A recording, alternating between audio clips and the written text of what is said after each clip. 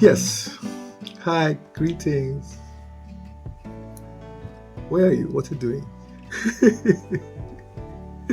I know you can't answer me, but just to justify, what are you really doing this for? What were you doing before you tune in, before you hit play? And I know the broadcast only starts when you hit play, and I know that it's really a good time that you would have hit play. So here am I.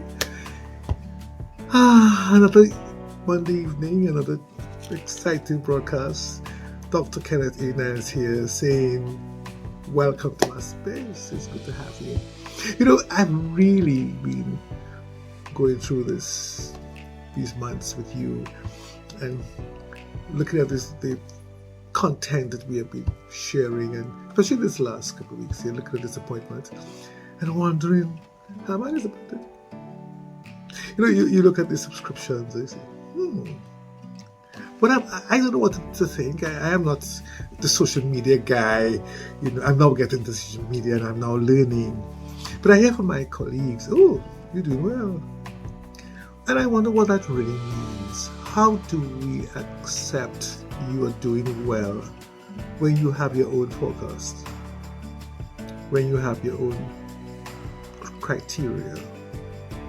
And I'm wondering, how do we interpret that criteria for a better me and a better tomorrow? Let's say, well, context for criteria and how we make decisions for this. And I want to address that in terms of the criteria with decisions and to see how we can, again, continue to work out disappointment, not to look for them or not to really engage.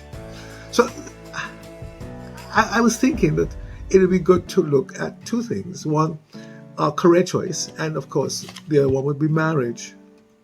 Because they are synchronized in some way, because I make career choices so that I can sustain a marriage, or I can sustain my spouse and I, and of course a family. So that when I look at the context of how I am doing this, it's important to see what is the foundation of my choice, or or rather I should say the foundation, the rationale for choice, because that rationale is going to come out of my past, and of course the exposures that I would have had from parents and grandparents, and of course peers and school friends, basically, where I've lived most of my life. So that I am making a choice for career, and I'm making a choice for career. Is it that something I like, that intrigues me and makes me want to get up in the morning, or is it something I am going to do that I can have a good pocket and a good bank account, and so that we can live comfortably without the pressure of a hand-to-mouth life? And so therefore we sometimes find ourselves working out that, so that when I do say to somebody, do marry me, or I get fluttered and I'm in love, how do I answer the questions? Not so much to the person to whom I want to be married, but the family of that person who's going to ask questions. Where do you live? Where you come from? What your background is? Where do you work? Do you have a job? You know, because they want to make sure that especially a daughter, is going to be sustained. And it's, of course, the culture of our past shows that the man needs to come up with something to take care of my daughter. I mean, in 2023, in this millennium, it is quite different. Women are very self-sufficient, very much employed and engaged in their career, and they are fulfilled financially. So it's not about making sure that my daughter has it might be sometimes, how could my daughter help my son? Oh, no daughter is going to be helping no son. So that we also have differences now in interpretations of philosophies that are really important for us to have a conversation about. So that as we look at working out, as I said, not engaging in disappointment, but learning to work away from disappointments, how do I justify this in this broadcast? How do I help you to see that your choice for career, your choice of partner is important in that context of you as a person, rather in the context of somebody else's future. Oh, yes, future. And that somebody else is usually a parent or a friend or colleague or your bestie who has certain criteria for you. So you maybe in a group having worked out, let's say in terms of your higher learning education days, where you had friends who were all in the same program with you and they all went this way, and you go, or you may be in the same hall of residence and you grew up together, or you may come from the same secondary school. And so therefore there are all these cohorts or alumni, as you could call them, that continues to create that kind of stimulation for future. So I'm making choices out of that. I'm also making choices out of the fact that I do not that's not English, I do not want to be like my parents. They were not as equitable as they should have been. We grew up from poor beginnings, I've heard that. We humble beginnings, but yet we didn't have all that it took for a child. So when I went to school, other children had, I didn't have. I couldn't do this. I couldn't go to a bazaar. I couldn't buy a book because we didn't have. I do not want to live that way now, and I don't want my children. So I want to make sure I'm going to be in a job, in a particular status quo that is going to eliminate that kind of pressure. So therefore, I have to make a choice for my career, and also a choice with a spouse, or a partner who is going to have the same kind of mind, the same kind of ambition that is going to drive us forward into that place of success. I can live without the what ifs. I want to live without the what ifs. I want to live without the should have beens. Oh, you could have done better. You know, it is something that you would have seen maybe in your report books growing up. This child could do better. This child could, you may have seen that almost every semester, every term, you know. And even in higher learning, you wanted, could you have done better? So that could have been better continuously be an harassment to life, because it never gives us the satisfaction that we have arrived with a secure, assertive plan or conscious activity or action that brings joy or brings clarity or brings future within my spirit. It's always that I am fighting to get there, and there's always a stressful tussle, challenge that I have to overcome to be better than. Now, do I want to live that way? Do I want to engage a better than context? Do I want to always wonder how from birth to private school to secondary school, there's always been that better than? And who made those choices? And now in my adulthood, when I'm making choices for my own career and for family, that through marriage, am I fit? And if I do not want, as I said earlier, the what ifs. So I want to be able to have that kind of mindset that gives me the credibility of making choices that would not have disappointments in them, the what ifs. So let's see if we can work something here. So I am, as I said just now, in that context of family history, what we are accustomed to, what we did. Am I going to be in the same profession as daddy or mommy? Am I going to be the same profession as a relative? I like this. This is unique. This has never happened before. Nobody has ever gone in this direction. Am I free to do that? Well, let's assess this. What kind of job is this? What kind of salary range? What kind of exposure? What are the opportunities for advancement? These are questions going to come to you. By the time you hear those questions, some people say, well, boy, it's better I go with the normal. I'll just be a doctor. Or, But I want to be an artist. I may want to be a journalist. I may want to be just own a craft and work it as maybe, let's say, a designer. Oh, we know that the designers who do make money, but to get to that point, it's a struggle, because is this something acceptable that we can live with?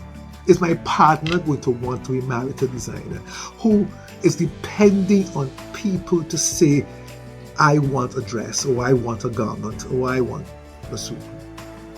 Is that something that happens? Now, how many people are going to be in a social environment where they are going to be always needing different garments within the different classes of social life? How many? What's my sphere of influence? Is it much? How am I going to be marketable? All these things are real. So that, therefore, hey, hold on. Let's go back to the thing. Maybe I'll be a teacher. I'll always get a job. They always want teachers. But I don't want that. Oh, that has dignity and respectability. Yes, but this also has. So there's an argument. I'm using this as an example. But this fashion designer thing always, this has. I mean, today, there are models, there's presidents' wives, and there's, presidents and prime ministers, and the business people who want to have, especially with their own culture, have a particular deportment context. So therefore there's relevance. Can that be accepted? Am I going to get a partner who will accept that? Because that partner may have a very substantial job in terms of cultural orientation. And so therefore there is going to be always work, and there's always going to be a salary, and there's also going to be remunerations. So that, suppose I don't, is this partner going to be able to support not just me financially, but support who I am and what I do? And that is the key thing about decision making. Can I make decisions whereby I can be supported for who I am and what I represent, rather for what I can give? Because I first have to be me in order to give. So if I am not supported, how can I be encouraged and stimulated, or rather motivated, to be the finest designer? A garbage collector? Oh, not in my house. How do I introduce that person to my friends? How do I introduce you to my colleagues? I want to be able to say a particular noun that brings a particular prestige to my environment and to my social class and to my family. So we are again pressuring people to come into that word of disappointment. No, we need to bring them out of that by learning to accept that we all have a part to play within the ecosystem. It's simple. You don't have dirty offices. You need bridges. You need laborers. You need every part thereof. I need a plumber. I need an electrician. Oh, you married? What? Electrician? He's making money? Who am I, the granddaughter? Who am I, the grandchild? See, so we have already, in some cases, come into a space where we are defeated in making choices, or defeated in branding ourselves as in a particular context, to bring ourselves into that place of what? Social acceptance. Can I brand myself as a designer, or with that exquisite creativity, can I work as a plumber to know that I have skills and a vocation that will give me the kind of support? Can I be that electrician? Do I have to have that norm that is prestigious out of a past culture of top-edged, classified job vocations, careers? No. So we have to begin to see, especially as we go down with this millennium and the social media content, can I accept that my son or daughter is an influencer? That means on a phone, you do things, hold the clip, send, and look to see how many hits you have, how many likes, and that. But there are people today who, as influencers, are making quite a tiny sum. But do I want to be engaged or identify with that particular person? So I am helping you today to realize in your choices of career or your choices of partner for life, into the marriage, into the family, how do we work out of that what if? No. So let's go again. So that when I look at the ecosystem and I see that there is a need to embrace all people, because here you are with a phone. Who made that? You have a garment, you have a designer, you sit on a chair, you have a table. There's going to be a joiner, a carpenter. You live in a home. There must be a brick worker or a mason, what do you call them? Or you have somebody to do the cement, to pound. All these people are important. They live in homes. They have families. They are making correct choices. If you want to go right back to the education system and say, do you realize that if we had an education system where everybody was equally empowered intelligently, what, we'll have a world of what? Doctors? A world of lawyers?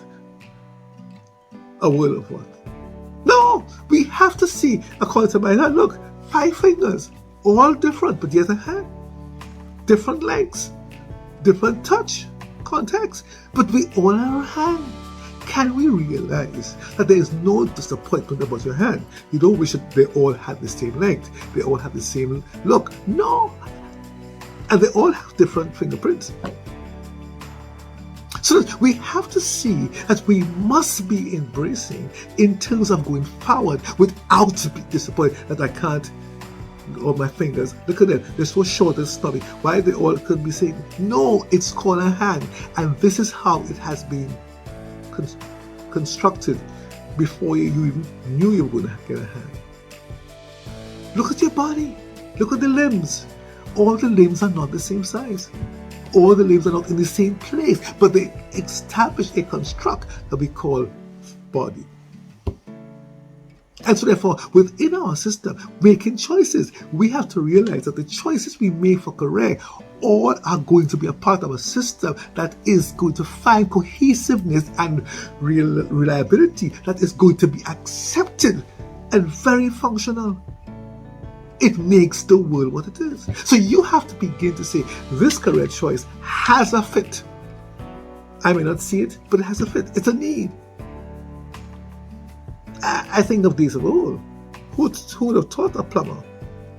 Because you see, we didn't have water pipes. Everybody went to the river or a well and pull water.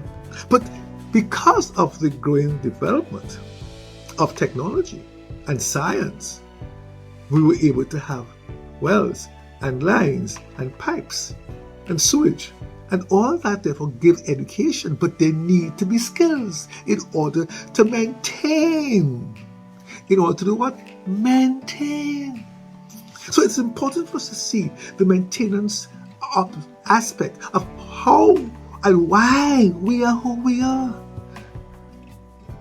Who taught of electricity? We had flambeaux, we had candles. If you look at pictures of old, in the 16th century, 14th century, there were candles. You put a wick, but because of development, there is something called a light. Now we have switches and bulbs, lights through your walls. We have attached a pole outside your house that runs through all the land. It's called electricity. We need people for that. We use things every day and we dispose. We call it garbage. What are we going to do with that? Burn it, yes. But how much burning can we be that will not infiltrate the atmosphere and create particular chemical imbalances? So we have garbage collectors. Wow. We have cleaners in offices who sweep and replenish. So that therefore, I'm saying to you, in those choices, we cannot be biased to create a disappointment. And so therefore, in choosing a mate, in choosing a spouse, we cannot be disappointed because that person must be looked at complementing my future as everything else. Whether it was a barber, whether it's a hairstylist, we all have a particular function and a place within the whole system that carries the whole world forward. I hope you've seen how disappointment is being eradicated here. Because you see, if I was disappointed, if I knew I wouldn't have married, or I wouldn't not have, if I knew I wouldn't have children who would be suffering, if I knew better what, no. We have to learn how to appreciate what we have chosen, okay, what we have decided to engage. Now, one of the things that is important to note that all life has a seed principle. Therefore, there's always growth and development. So that one of the things you have to watch in terms of decision making is that thing has the capacity for growth. The person, is that person has a capacity for forward thinking, developmental sharing, identifying future contexts, learning how to engage different dimensions of newness and experiment and adventure. We want to keep creating because every day there's a new concept somewhere. We want to make a career that has the capacity to change. Are we willing to involve ourselves in going forward? Look at me here on a broadcast. I never would have thought that. Yes, God, it was impossible. Sit down in front of the camera? Oh my gosh, no. Unheard of. But it is all about progress. So one of the things you have to make sure is that you are engaging in a progressive context, identifying with future and change. I want you to begin to see the reality, the need that whatever you choose, however what the criteria has been, it's about progress. So, one of the words that we need to look at in terms of eliminating that word is unproduction, which is a little four-letter word meaning lazy. And sometimes that word lazy really brings us into disappointment. This person lazy, they don't do nothing. This person lazy, this career, oh gosh, I choose and I have nothing to do, it making me lazy. Hold on. Lazy may be a real word, but you do not have to maintain that, because there is always some way we can find a stimulation to take us into a next level. Now, the brain is always looking to see how it can expand and recreate dynamics that are continually engaging in a certain kind of intellectual stimulation. Now, I'm saying using the word intellectual. It is not that I'm using that word to make you feel that you are bright and no. I am saying that word intellectual that causes you to look for knowledge that is translated into activity that brings progress. And we all have that capacity. Do not see yourself limited. Do not see yourself as weak and incapable of being bright. Oh, I didn't use that word. Because you see, when we think of bright, we think of the other word, the negative dunce. No, there's no dunce. Everybody has the capacity here for grooming. Even if there's a learning disability, you are still able to function in a space that will bring that in continual learning and continue engaging in progress. But we have to be content in going forward and seeing ourselves able to create, able to produce that kind of future that is acceptable, firstly for me, to see that I am formable,